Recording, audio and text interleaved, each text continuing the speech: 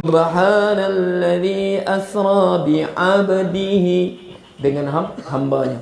Lailan minal masjidil haram, satu malam pada masjidil haram kepada masjid Aqsa. Sebab di sini. Okey, surah Isra, nama surah apa? Surah lain bagi dia. Nama lain bagi surah Isra. Surah apa? Surah Bani Israel. Kita sebut ni. Sebab tu kadang-kadang kita Quran ni renung, tadabbur Quran. Nama surah apa? Surah Bani Israel. Selain Isra, surah Bani Israel, dia cerita tentang Bani Israel. Hujung dia cerita. Okey. Fa idza ja'u al-aqsa ji'na bikum lafifa. Ingat surah Isra, surah Bani Israel. Cuba kita tadabbur ayat ni. Betul kan? Allah mulakan, dia perjalankan daripada Masjidil Haram. Siapa bina Masjidil Haram? Nabi Ibrahim. Awal surah Baqarah. Siapa bina Masjidil Aqsa? Siapa bina Nabi Aqsa? Bukan Nabi Yaqub, juga Nabi Ibrahim. Nabi Ibrahim bina Masjidil Haram, Nabi Ibrahim juga bina Masjidil Aqsa. Yang ini yang qat'i, yang sebut dalam Quran. Setengah kata Nabi Adam, kemudian kata malaikat dibina sebelum ni. Itu tak apalah tu. Sebab Allah sebut, inna awwala baitin wudi'a lin-nasi lalladhi bi Makkah mubaraka wa hudan lil alamin. Inna awwala baitin, rumah untuk beribadat pertama dibina apa? Lalladhi bi Makkah, di Makkah, Masjidil Haram. Nabi Ibrahim. Dan Nabi Ibrahim juga bina apa? Bina Masjidil Aqsa. Kam miqdar barihuma 40 sana. Berapa jarak pembinaannya? 40 tahun. Nabi Ibrahim alaihissalam tinggalkan keturunannya, Nabi Ismail alaihissalam di Mekah. Dan Nabi Ibrahim alaihissalam tinggalkan keturunannya di Baitul Maqdis, di Ishaq, keturunan Ishaq. Nabi Yaqub, itu Israel. Ingat ya? Israel ini nama lain bagi Nabi Yaqub alaihissalam. Sebab tu perkaitan yang sangat rapat antara Masjidil Haram dengan Masjidil Aqsa. Apa yang tak kena di Masjidil Aqsa bermakna ada yang tak kena di Masjidil Haram. Sebab Allah sebut, wa tilkal ayyamu nudawiluha bainan nas. Itulah hari-hari yang kami pusingkan antara manusia. Nabi Ismail memakmurkan Baitul Haram, Kaabah, dengan mentauhidkan Allah. Nabi Ishaq memakmurkan Baitul Maqdis, mentauhidkan Allah. Datang generasi terusnya, sehingga sebelum Rasulullah diutuskan sebagai Nabi, Masjidil Haram di bawah siapa? Musyrikin Mekah. Keliling Kaabah penuh berhala. Baitul Maqdis, Masjidil Aqsa, di mana waktu itu? Disyirikkan oleh Kristian Rom Byzantine. 8 Hijrah begitu, Rasulullah berfathul Mekah. Rasulullah bebaskan Masjidil Haram daripada apa? Tangan orang musyrikin Mekah. Bilal orang pertama azan di Kaabah, dia azan, sehingga musyrikin kata apa? Gagak hitam. Siapa yang bebaskan Masjidil Aqsa selepas kewafatan Rasulullah? Sayyidina Umar bebaskan Masjidil Aqsa. Dan diriwayatkan Bilal juga yang azan di Masjidil Aqsa. Suatu waktu Sayyidina Umar takluk Masjidil Aqsa, tawan balik, bebaskan Masjidil Aqsa daripada Kristian Rom Byzantine. Nampak tu? Khulafa Ar-Rashidin, Bani Umayyah, Bani Abbasiyah, semuanya Masjidil Haram di tangan umat Islam, Masjidil Aqsa di tangan umat Islam. Berlaku pada pertengahan kerajaan Bani Abbasiyah, Masjidil Haram jatuh kepada golongan Syiah Fatimiyah. Batiniyah, begitu ya, Syiah Ismailiyah, Fatimiyah ni. Syiah Fatimiyah yang berpusat di Mesir. Hijaz, Mekah, Madinah jatuh kepada Syiah Fatimiyah. Dalam masa sama, Masjidil Aqsa, Baitul Maqdis jatuh kepada siapa? Jatuh kepada Rom. Apa bukan Rom? Apa tentera salib. Jatuh kepada tentera salib. Masjidil Haram di bawah tangan Syiah Fatimiyah yang mengaku Islam.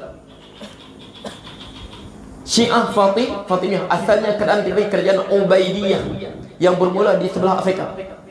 Kemudian berpusat di mana? Di Mesir. Masjidil Haram jatuh ke tangan Fatimiyah. Masjidil Aqsa jatuh ke tangan tentera salib. Kemudian Allah subhanallah takdirkan datanglah Salahuddin Al-Ayyubi, masih lagi di bawah Khalifah Abbasiyah. Dia tumbangkan, dia gulingkan kerajaan Fatimiyah di Mesir. Digulingkan, ditundukkan, dia hancurkan kerajaan Fatimiyah Mesir. Masjidil Haram jatuh ke tangan umat Islam balik. Dan apa jadi? Masjidil Aqsa siapa bebas? Salahuddin Al-Ayyubi juga bebaskan. Di bawah kerajaan Abbasiyah terus sehinggalah Osmaniyah jugalah, mereka lah yang menjaga Masjidil Haram, mereka lah menjaga Masjidil Aqsa. Okey. Sehingga apa? Sehingga di akhir pemerintahan Sultan Abdul Hamid. Sebab waktu itu Turki dia hutang yang besar. Sehingga datang wakil British untuk apa? Untuk serahkan Palestin kepada mereka. Apa dia kata? Dia kata apa? Dia kata perkataan cukupnya. Dia kata fa innal Quds laysa lana wala li abaina. Al-Quds Palestin laysa lana, dia bukan milik kami. Wala li abaina, bukan juga bapa-bapa kami daripada Ali Osman, bukan. Walakin lil Islami wal muslimin, tetapi dia milik Islam dan milik umat Islam. Fa innahum qad akhadhuha bidima'ihim. Sesungguhnya umat Islam dulu, Salahuddin Al-Ayyubi dulu, dia rebut Palestin ini, dia rebut Quds ini, Masjid Al-Aqsa ini daripada tentera salib bidima'ihim, dengan darah mereka. Mana boleh aku serahkan kepada kamu? Fakhudhuha antum, kalau kamu nak juga boleh. Fakhudhuha antum bidima'ikum, kamu ambillah Quds dengan darah kamu. Kata-kata Sultan Abdul Hamid rahimallahu, moga Allah muliakan Sultan Abdul Hamid, antara khilafah yang tegas. Okey. Jadi waktu itu, okey, macam mana mereka buat? Waktu itu tengok, mereka British taja gerakan Wahabi menentang kerajaan Osmaniyah, mengkucap-kacirkan perpuadan umat Islam. Mula pecah dan perintah, dipecahkan, dia tanamkan semangat kebangsaan Arab. Benci Turki ini penjajah semua. Jadi situ mereka taja Ali Saud, keluarga Saud dengan Wahabi untuk apa? Untuk menyerang kerajaan Osmaniyah. Akhirnya 1930-an lebih kurang begitu, tertegaklah kerajaan Saudi di mana? Di kawasan Mekah dan Madinah, kawasan Hijaz. Najd semua tu tertegak, dan jatuhlah Masjidil Haram ke tangan Wahabi. Apa terjadi? Apabila jatuhnya 1930-an, jatuhnya Masjidil Haram ke tangan Wahabi, 1948 jatuhlah Masjidil Aqsa ke tangan Yahudi. Dan sejarah ini tidak pernah berubah. Sejarah tak pernah berubah. Maknanya apa? Tak akan tumbang, tak akan jatuh Yahudi di Palestin sekarang, melainkan kena jatuh Wahabi di Masjidil Haram dia. Tak akan jatuh Yahudi di Masjidil Aqsa. Pegang. Tak akan jatuh Yahudi di Masjidil Aqsa, melainkan kena jatuh dulu Wahabi di Masjidil Haram. Itulah sunnah yang telah berlaku sebelum ini. Macam kita nak buat? Faham tak? Setengah orang dah. Bukan masalah kita apa. Ini hakikatnya. 1930 sebelum tu dua-dua di bawah Osmaniyah, di kerajaan Islam.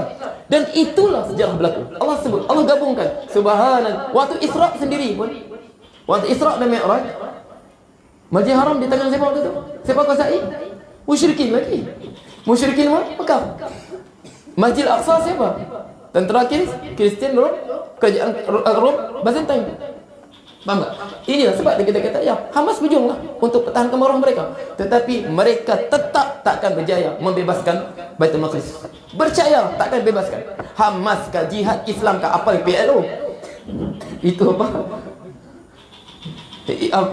Saraya Quds kan takkan mampu bebaskan Quds. Percayalah. Okey. Melainkan apa? Kena jatuh ini dulu. Mesti syarat dia jatuh Wahabi di Masjid Haram tu. Baru jatuhnya Yahudi di Masjid Aqsa. Ingat jatuhnya Wahabi di Masjid Haram, barulah jatuhnya Masjid Aqsa ke tangan umat Islam. Faham tak? Okey. Ini sejarah yang tak pernah berubah. Okey. Jadi kita sebut ini sifat kehambaan. Lakin tanhasiru masaratid dhunub. Nah, sebab kita tengok apa? Perang berhenti sekejap, lepas tu perang balik, berhenti balik. Begitulah runding balik. Hari ni Mesir hantar pula perisikan dia ketua perisikan untuk untuk berunding dengan Hamas, untuk berdamai. Itu sajalah cerita-cerita dia. Nak tawan Masjid Aqsa tak mampu. Hamas tak mampu. Selagi mana Wahabi masih lagi bertapak di mana? Masjid Haram. Itulah hakikat sejarah yang tak mampu kita nak nafikan. Yang tidak pernah berubah. Jelas tu? Okey. Sesiapa yang kata Hamas mampu membebaskan Masjid Aqsa, okey, sedangkan Wahabi masih kukuh di Masjid Haram, dia bercakap tanpa panduan Quran dan Sunnah. Sebab tu nanti Imam Mahdi dia tawan malu. Mekah dulu kan Masjid Aqsa dulu. Cepat Imam Mahdi nanti fayubayi'unahu bainar rukni wal maqami. Mereka akan bai'ah dia di antara rukun Hajarul Aswad dan maqam Ibrahim. Kemudian fayub'asu ba'su min Syam, makna sana daripada arah Baitul Maqdis, bersyam, utuskan tentera untuk serang Mahdi. Baru diserang kuasai sana. Sebab tu pemerintahan Mahdi di mana? Imam Mahdi di bai'ah di bainar rukni wal maqam, di antara rukun Hajarul Aswad dan maqam Ibrahim. Tetapi pusat pemerintahan di mana? Bukan di Mekah, bukan. Di mana? Di Baitul Maqdis. Sebab Allah sebut, okey, kharabul Madinah imaratu Masjidil Haram, Masjidil Aqsa, Baitul Maqdis. Kharabul Madinah imaratu Baitul Maqdis. Madinah menjadi sunyi dan akan diimarahkan Baitul Maqdis. Sebab apa? Sebab pusat pemerintahan Mahdi di Baitul Maqdis. Tapi apa? Dia tumbangkan dulu, dia kuasai dulu Kaabah sebelum dia kuasai Baitul Maqdis. Sebab Allah mula tengok ini kita isyarat dia. Boleh? Okey. Rasulullah bebaskan Masjid Haram daripada kesyirikan. Sayyidina Umar bebaskan Masjid Aqsa daripada kesyirikan. Boleh? Ayo. Sifir yang cukup mudah untuk sesiapa yang ingin memahaminya. Sifir yang cukup mudah, panduan hidup yang cukup mudah untuk siapa yang mengerti. Siapa yang mengerti. Okey.